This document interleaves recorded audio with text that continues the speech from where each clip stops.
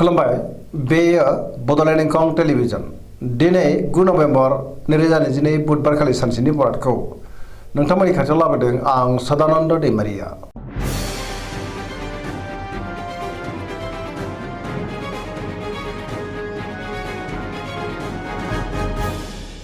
सिगां फरायनो लादों मेष राशि गिबि हांखो अ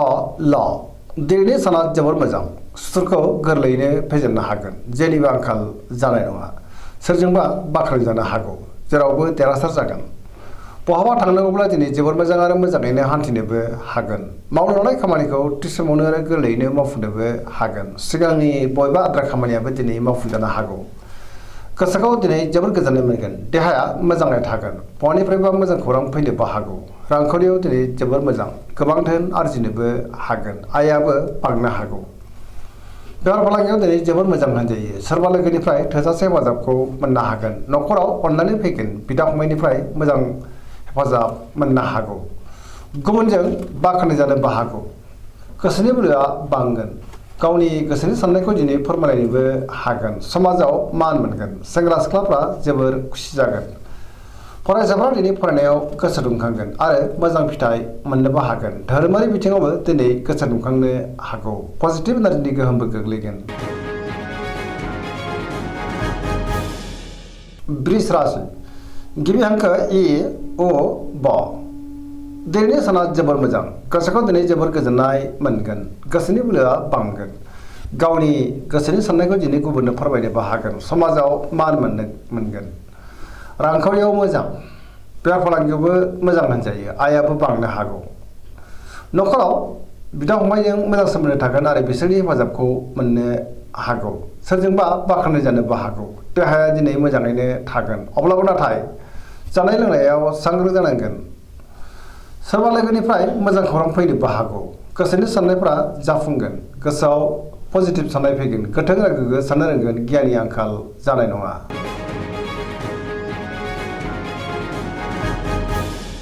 मिथुन राशि गिबि हांखो क स दिनैनि साना जोबोर मोजां पजिटिभ एनार्जिनि गोहोम गोग्लैनो हागौ मोनफ्रोमबो बिथिङाव जाफुंसारगोन गियाननि आंखाल जानाय नङा गोसोखौ दिनै जोबोर खुसि मोनगोन गोसोआ सोरजों जोबोर रमान्टिकबो जागोन देहाया मोजाङैनो थागोन रांखावरियाव मोजां बेफार फालांगियावबो जोबोर मोजां मुलाम्फा मोनगोन न'खराव अननानै फैगोन सोरबा लोगोनिफ्राय मोजां खौरां मोननोबो हागौ गोसोनि बोलोआ बांगोन गावनि गोसोनि साननायखौ दिनै गुबुननो फोरमायनोबो हागोन मावनो लानाय खामानिखौ थि समावनो मावफुंनो हानानै गोसोआ दिनै बांसिन गोजोनगोन सोरबा लोगोनिफ्राय मोजां खौरां फैनोबो हागौ गुबुनजों मोजां सोमोन्दो लाखिनोबो रोंगोन सेंग्रा सिख्लाफ्रा जोबोर खुसि जागोन आरो गोसोनि साननायखौ फोरमायलायनो हागोन। कर्कट राशि गिबि हांखो ड ह दिनैनि साना जोबोर मोजां गोसोखौ दिनै जोबोर गोजोननाय मोनगोन सोरबा लोगोजों बाख्नायजानानै गोसोखौ दिनै बांसिन गोजोननाय मोनगोन गोसोनि साननायफोरा जाफुंनोबो हागौ गोसोआव पजिटिभ साननाय फैगोन गोथों आरो गोग्गो साननो रोंगोन गियाननि आंखाल जानाय नङा मावनो लानाय खामानिखौ थि समावनो आरो गोरलैयैनो मावफुंनोबो हागोन रांखावरियाव मोजां बेफार फालांगियावबो मोजां होनजायो न'खराव दिनै अनलायनाय फैगोन सोरबा लोगोनिफ्राय मोजां खौरां फैनोबो हागौ गोसोआ दिनै जोबोर खुसि जागोन देहाया मोजाङै थागोन गुबुननिफ्राय थोजासे हेफाजाबखौ मोननो हागौ न'खराव अनलायनाय फैगोन समाजाव मान मोनगोन फरायसाफ्रा दिनै फरायनायाव गोसो दुंखांगोन आरो मोजां फिथाइ मोननोबो हागोन पजिटिभ एनार्जिनि गोहोम गोग्लैनोबो हागौ।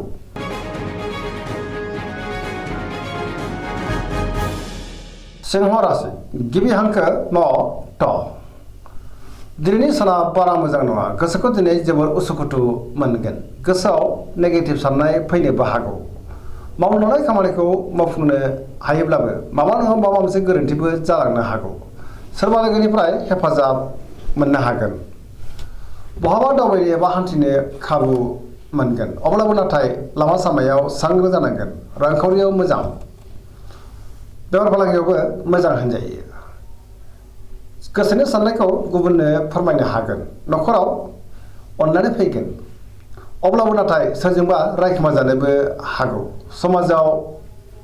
सोरनिबा गाज्रि नोजोर गोग्लैनोबो हागौ देहाया बारा मोजां थानाय नङा जानाय लोंनायाव सांग्रां जानांगोन गोबां रोखोमनि देहायारि जेंनाजों मोगा मोगि जानांनो हागौ गोसोआ दिनै जोबोर उसुखुथु जागोन। कन्या राशि गिबि हांखो प ट दिनैनि साना जोबोर मोजां गोसोआव पजिटिभ साननाय फैगोन गोथों आरो गोग्गो साननो रोंगोन गियाननि आंखाल जानाय नङा मोनफ्रोमबो खामानिखौनो दिनै मोजाङैनो मावफुंनो हागोन रांखावरियाव मोजां अब्लाबो नाथाय खरसायाबो बांनो हागौ बेफार फालांगियाव जोबोर मोजां मुलाम्फा मोनगोन देहाया दिनै मोजाङैनो थागोन सोरजोंबा बाख्नाय जानोबो हागौ न'खराव दिनै अनलायनाय फैगोन गुबुननि थाखाय गोबां मोजां खामानि मावनानै होनोबो हागोन गोसोआव पजिटिभ साननाय फैगोन आरो पजिटिभ एनार्जि गोहोमबो गोग्लैनो हागौ लाइमोनफोरा दिनै जोबोर खुसि जागोन आरो गावबा गावनि गोसोनि साननायखौ फोरमायलायनोबो हागोन।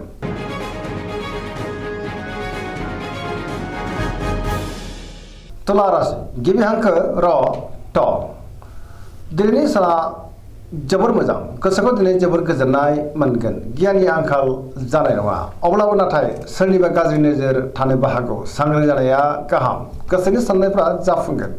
मावनो लानाय खामानिखौ थि समावनो मावफुंनो हागोन देहाया मोजाङै थागोन रांखावरियाव मोजां बेफार फालांगियावबो मोजां होनजायो अब्लाबो नाथाय खरसायाबो बांनो हागौ समाजाव मान मोनगोन गुबुननि गोसोखौ बोनो हागोन सोरबा लोगोनिफ्राय हेफाजाबखौ मोननो हागोन गोदान खामानियाव आखाइ होनो हागोन सेंग्रा सिख्लाफ्रा जोबोर रमान्टिक जागोन आरो गावबा गावनि गोसोनि साननायखौ फोरमायलायनोबो हागोन पजिटिभ एनार्जिनि गोहोमबो गोग्लैनो हागौ।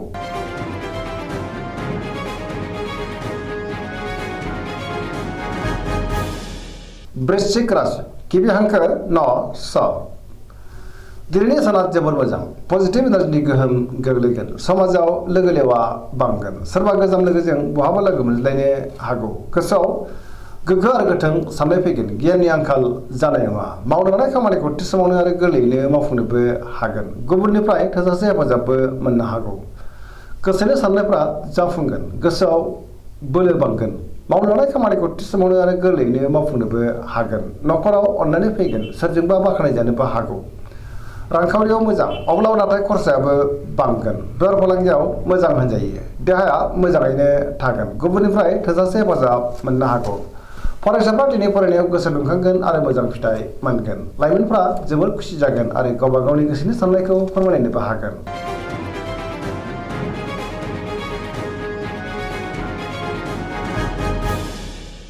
धनु राशि गिबि हांखो ध फ भ दिनैनि साना बारा मोजां नङा गोसोआव गोनो गोथो साननाय फैगोन नेगेटिभ एनार्जिनि गोहोम गोग्लैनो हागौ मावनो लानाय खामानिखौ थि समावनो मावफुंनो गोब्राब जागोन माबा नङा माबा मोनसे गोरोन्थि मावफ्लांनो हागौ गोसोनि साननायफ्रा दिनै देबार नांनो हागौ रांखावरियाव मोजांब्लाबो खरसायाबो बांगोन बेफार फालांगियाव मोजां होनजायो गुबुनजों मोजां सोमोन्दो लाखिनो रोंगोन समाजावबो मान सनमान मोननो हागोन बहाबा थाङोब्ला लामा सामायाव दिनै सांग्रां जानांगोन नेगेटिभ एनार्जिनि गोहोम गोग्लैनो हागौ देहाया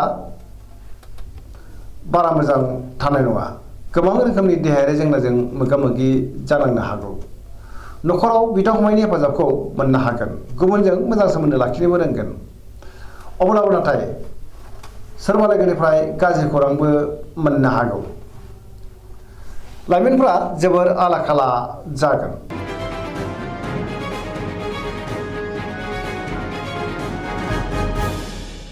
मकर राशि गिबि हांखो ख ज दिनैनि साना जोबोर मोजां गोसोनि साननाया जाफुंनो हागौ मावनो लानाय खामानिखौ थि समावनो आरो गोरलैयैनो मावफुंनोबो हागोन रांखावरियाव दिनै जोबोर मोजां बेफार फालांगियावबो जोबोर मोजां मुलाम्फा मोनगोन सोरजोंबा बाख्नाय जानोबो हागौ गुबुननि थाखाय गोबां मोजां खामानि मावनानै होनोबो हागोन सोरजोंबा बाख्नाय जानानै गोसोआ दिनै जोबोर गोजोनगोन पजिटिभ एनार्जिनि गोहोम गोग्लैनो हागौ मोनफ्रोमबो खामानिखौ दिनै गोरलैयैनो मावफुंनोबो हागोन गोदान खामानियाव आखाइ होजेननोबो हागोन बिदा फंबायनिफ्राय थोजासे हेफाजाब मोननो हागौ सेंग्रा सिख्लाफ्रा दिनै गावबा गावनि गोसोनि साननायखौ फोरमायलायनो हागोन आरो गोसोआ दिनै जोबोर रमान्टिकबो जागोन फरायसाफ्रा फरायनायाव गोसो दुंखांगोन आरो मोजां फिथाइ मोननो हागोन सरासनस्रायै दिनै साना जोबोर मोजां आरो मोजाङैनो बारग'लांगोन।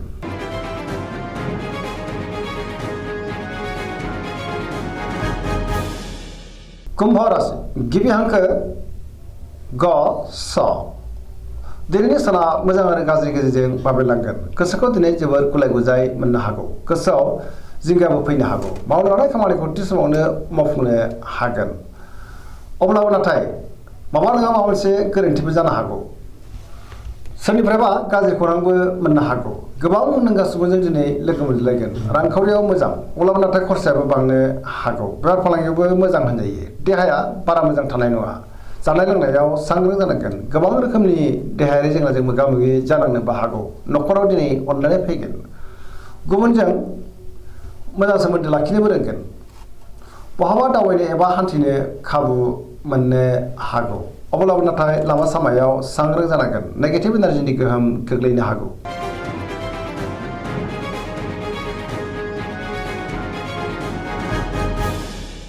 मीन राशि गिबि हांखो ड स दिनैनि साना जोबोर मोजां सोरजोंबा बाख्नाय जानो हागौ गोसोआव पजिटिभ साननाय फैगोन गोथों आरो गोग्गो साननो रोंगोन गियाननि आंखाल जानाय नङा गावनि गोसोनि साननायखौ दिनै गुबुननो फोरमायनोबो हागोन देहाया मोजाङै थागोन अब्लाबो नाथाय जानाय लोंनायाव सांग्रां जानांगोन गुबुनजों मोजां सोमोन्दो लाखिनोबो रोंगोन न'खराव अनलायनाय फैगोन बिदा फंबायनिफ्राय अननाय आरो हेफाजाबखौ मोननो हागोन